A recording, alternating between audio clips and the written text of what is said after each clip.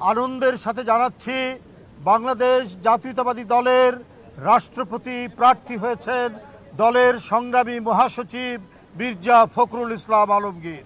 বাংলাদেশের ২৩তম রাষ্ট্রপতি হিসেবে বিএনপি মহাসচিব মির্জা ফখরুল ইসলাম আলমগীরকেই চূড়ান্ত মনোনয়ন দিয়েছে বাংলাদেশ জাতীয়তাবাদী দল বিএনপি। বৃহস্পতিবার সকালে সচিবালয়ে প্রধানমন্ত্রী ও বিএনপির চেয়ারম্যান তারেক রহমানের সভাপতিত্বে দলের শীর্ষ ও জ্যেষ্ঠ নেতাদের বৈঠকে এই সিদ্ধান্ত নেওয়া হয় বলে জানা গেছে।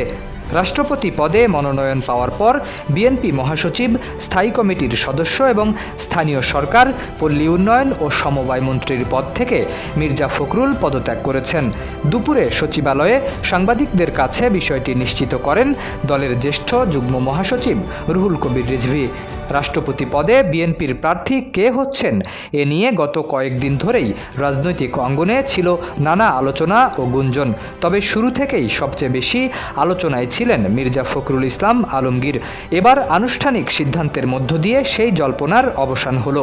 বিএনপির দীর্ঘ রাজনৈতিক পথচলায় মির্জা ফখরুলের ভূমিকা অবশ্যই গুরুত্বপূর্ণ। ২০১১ সালে তিনি দলের ভারপ্রাপ্ত মহাসচিবের দায়িত্ব নেন। এরপর ২০১৬ সালের জাতীয় কাউন্সিলে আনুষ্ঠানিকভাবে মহাসচিব নির্বাচিত হন। খালেদা জিয়ার কারাবন্দিত্ব এবং তারেক রহমানের লন্ডনে অবস্থানের সময় দলের গুরুত্বপূর্ণ নেতৃত্ব তার হাতেই ছিল।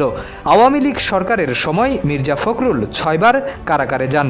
নানা মামলা, রাজনৈতিক চাপ ও প্রতিকূলতার মধ্যেও তিনি বিএনপির নেতৃত্বে সক্রিয় ছিলেন।